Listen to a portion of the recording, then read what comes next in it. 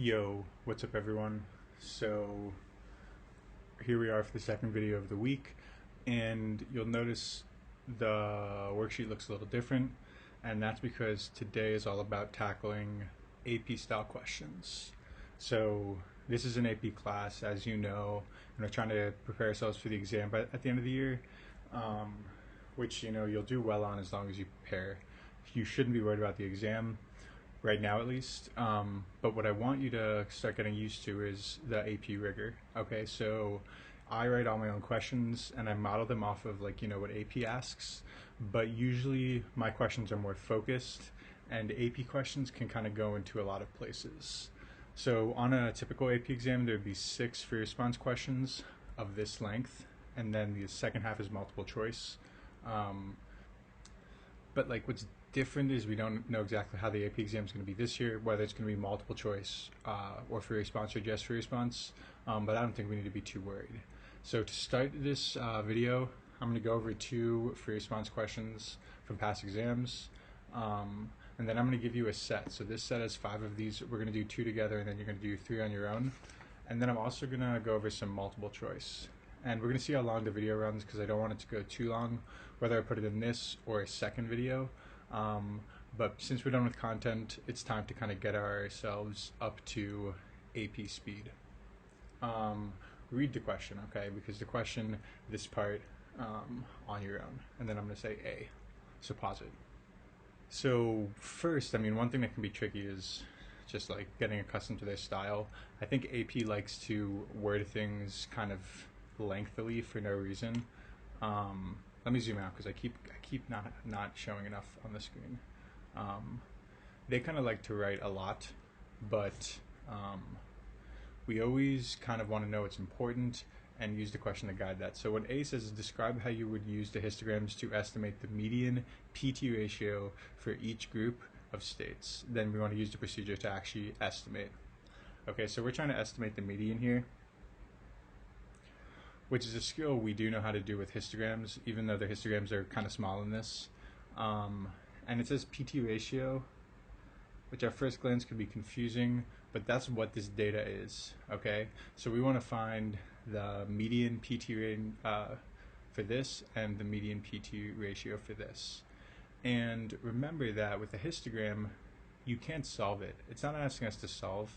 All we can do is estimate which bar it's going to be in. And the key always here is to figure out your sample size first. So within all of that, it says there's 24 in the west and 26 in the east.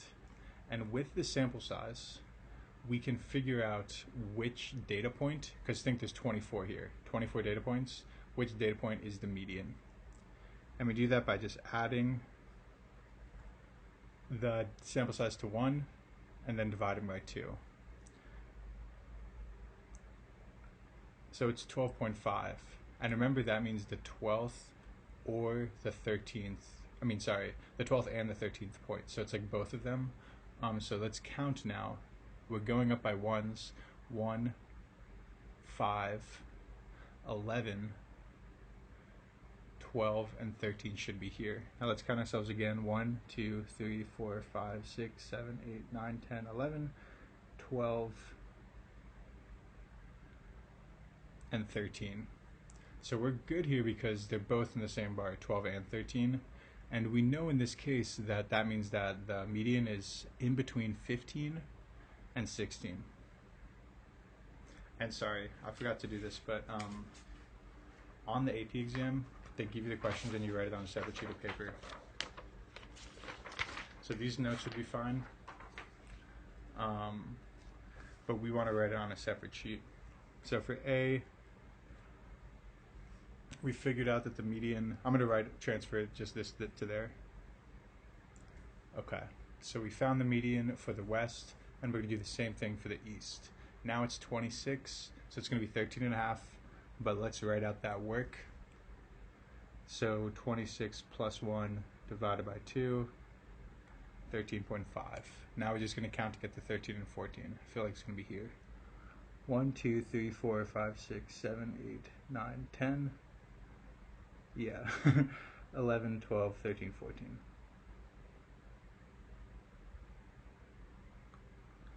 So that's going to be the median.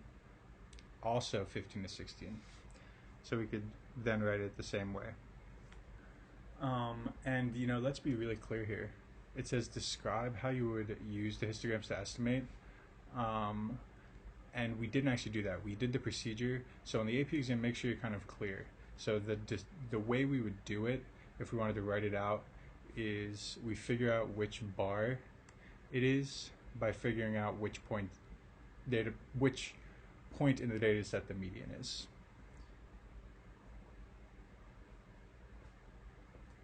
Okay, so sorry. Now, so yeah, for the AP exam for AP Stats, it's deceptively written because a lot of stats are kind of explaining. Okay, so you have to understand logic in stats, and that's why I kind of appreciate it more than like other math classes. And you notice everything is not the same as another math class. So on the AP exam, you have to get used to writing things. So for A, it said describe how to do it, and we did it. And in my class, in a worksheet, this would probably be a lesson, but the AP is going to ask us multiple things in the same thing. So then for B, and this is important, but very easy, it says write a few sentences comparing the distributions of ratios for the states in the two groups, East and West. So this wording is unbelievably common on the AP for the first unit. It was on one of the exams since I've been here, and it's so easy that if this is on the AP exam, you got to get it right. And whenever it says to write a few sentences comparing distributions or describing distributions, anything like that, you have to talk about the center, shape, and spread, okay? And in my questions, I may have said, like, describe the center, shape, and spread. It's not going to say what's the center, shape, and spread of these distributions and compare them. It's instead going to say, just describe them. So that's going to kind of dictate how you write this. And we can start with the center, okay? So I like to, in stats, you have to have full sentences, but it doesn't need to be like, a paragraph or anything. You can kind of be almost artistic in how you answer things. But so the center comparison we already have, because we have the two medians. And then we'll think for spread, we can talk about the range and the IQR. So let's talk about the center first. And I'm going to say that the median for both distributions is the same. Remember for mean, and that's actually what C is going to talk about, you can't figure out exactly what the mean is going to be because we don't have the data set. So center for histogram, we're going to talk about the medians. So far, so good. Spread is the next one, and it's going to be the hardest.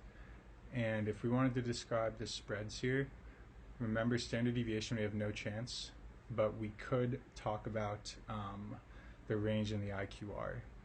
So here, for the sake of time right now, I'm just going to talk about the range because it just has a few sentences.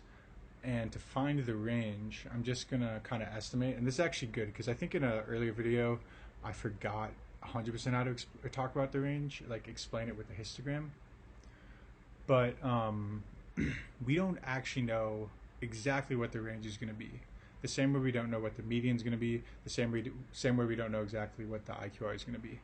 And the reason for that is we have one data point in between 12 and 13. And then we have one data point in between 21 and 22. So whenever you're estimating, remember, just think, and you can't see that, but you heard me, think that you have to think the best case and the worst case scenario. So if this point is 12 and this point is 22, then our data set spreads 10, right? So you can take the smallest of the whole thing and the largest and subtract them to find like the largest possible range. For the smallest possible, like it's possible this point is exactly 21 at 21.00001, and this one is 13. So it could be as small as 21 minus 13 or 8. So the west here has a range somewhere in between 8 and 12, or 8 and 10, my fault. Does that make sense? So we can do the same thing here, 12 to 13, same thing, and then 18 to 19 to estimate it as a little smaller. So I'll write that in.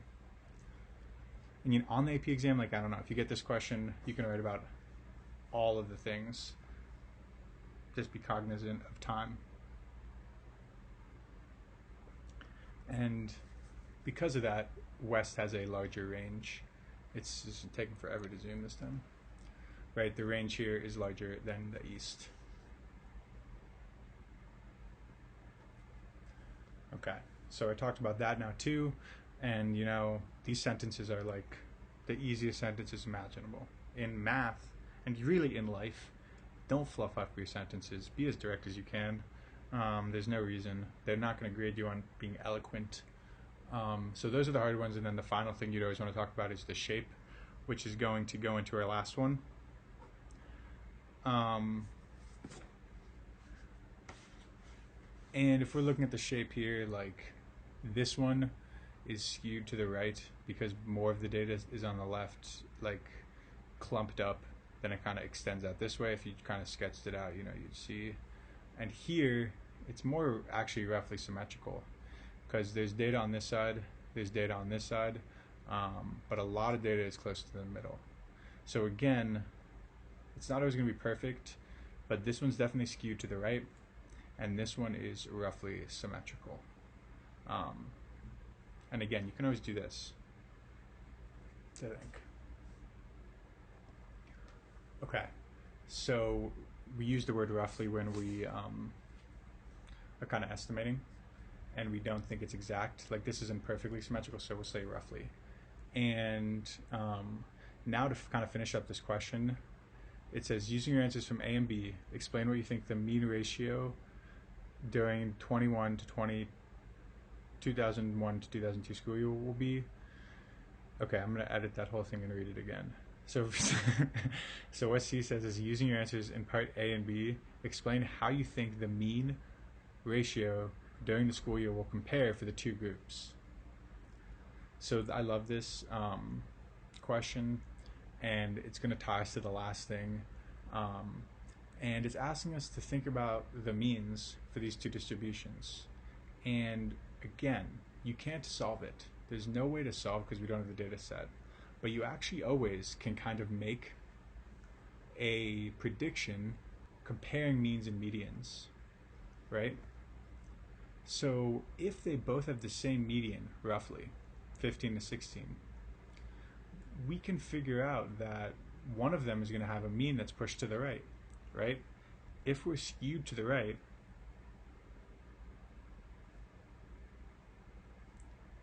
the mean is greater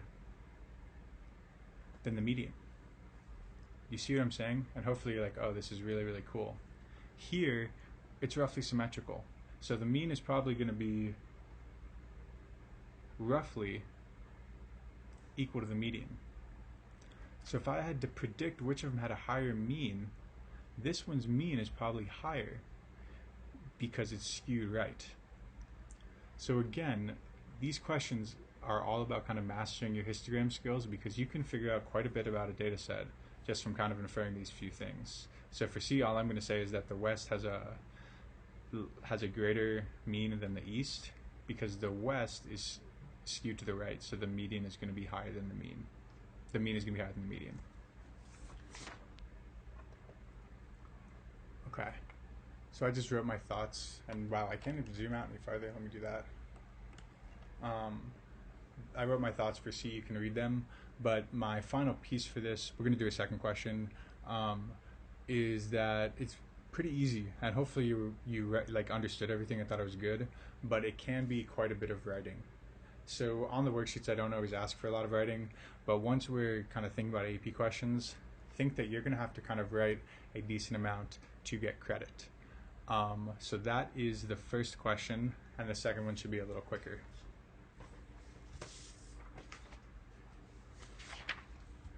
And I kind of was stupid here, like, I only put part of the question here, and then the other part is on the other side. So again, read it actually, and I'm going to go to the second part of this. So read everything up to the box plots. Okay, so it says we have two box plots that represent how many people took a test in two different regions. Okay, so this is our second big graphical display, the box plot, and it's asking us to do some stuff with it. And first, just kind of notice, it says compare the distributions. So many of these questions will give you a few of them, a few box plots, a few histograms, a few stem plots, and then ask you to compare. Okay, and I'm not going to do it again because we just did it, but just think that every graphical display gives you different information. This gives you the 5-number summary, so would be very, very easy. Okay, but I'm showing you this question in particular because we'll skip A, but know that a lot of these questions are asking very, very similar things. So this is the primary skill. And then for B is what I'm going to kind of talk about to tie us in. And this is actually something that was tricky on the multiple choice set. I read that people thought it was hard as a concept. So let's do this, and I think it'll be cool. Maybe it's like a last thing I haven't really taught.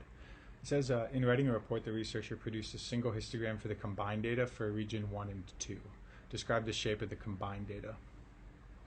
So basically what it's saying is that we have two distributions and we have to combine them. And you can do this with a histogram, like any kind of data. But the box plots are probably the hardest. And the reason is you don't, see everything that's going on. Okay? And the way that we're going to do this is we are going to convert our box plots into sketches of histograms. So this is a very, very important skill. And if we have two sketches of histograms, then we can combine them pretty easily. First, if you see anything like this was on the multiple choice too. This actually indicates an outlier, and that's definitely part of the data set, but this is saying that this point is really far away from the rest. Like this school, 30% of people showed up, even though the rest of the schools in the district only like 10% showed up. But before we do this one, which is a little harder, we're going to do this. And I hate how small this is, honestly. But let's sketch what's going on here in between 60 and 90. The most data is in the middle from 70 to 85. And then there's also a lot of data here. Okay?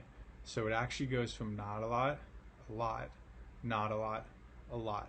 So the smaller the distance,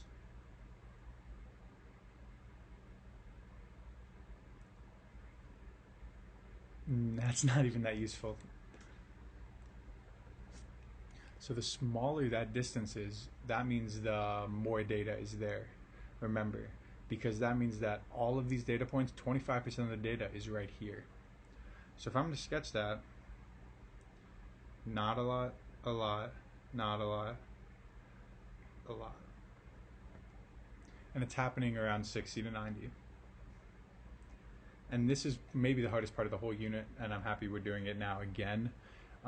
Turning your box plots into sketches.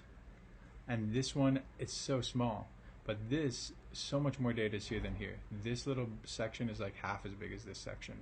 So that's what that would look like.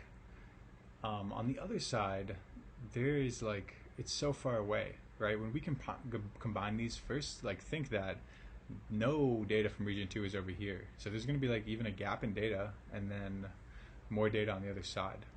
But if we're going to kind of do that same type of analysis,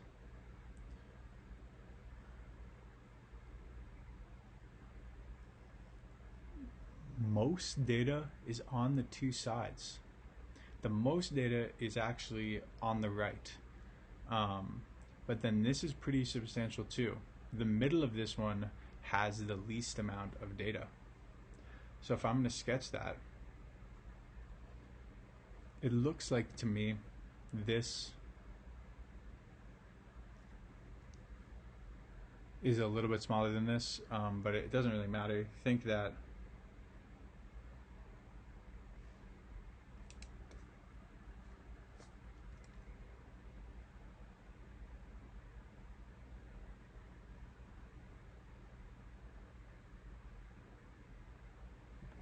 the most data by far is like over here, and then not as much data is on the left, and then really far away from the rest of it.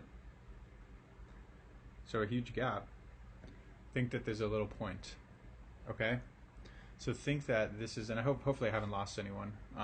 This was a tough multiple choice question as well. but these are the two shapes of what's happening. And if this is 0 to 30, there's not quite enough room, but we could now add region 2 over here.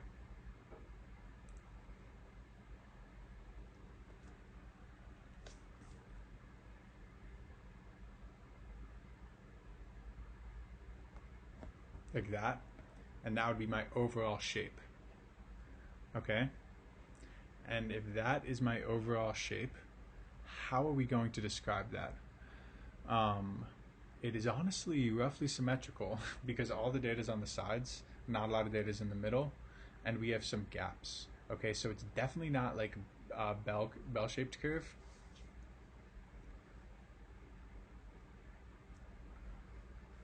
But remember, there's multiple ways to be symmetrical.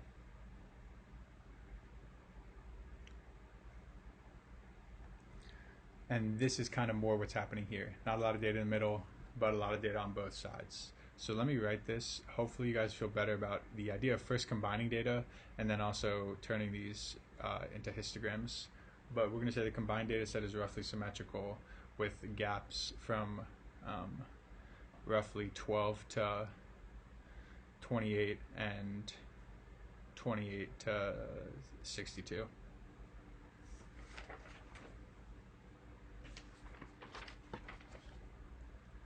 Okay, so that's what I ended up writing.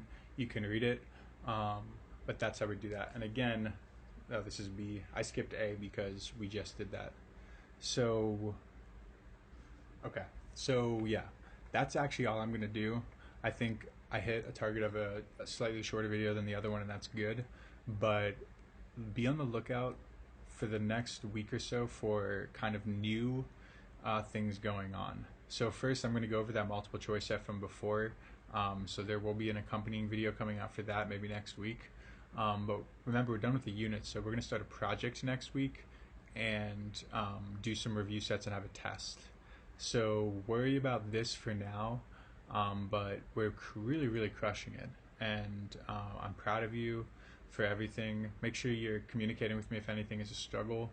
But we made it through the whole first unit in 4 weeks relatively painlessly and pretty much on pace with my classes from real school. So I'm feeling pretty good about it. So yeah, good work.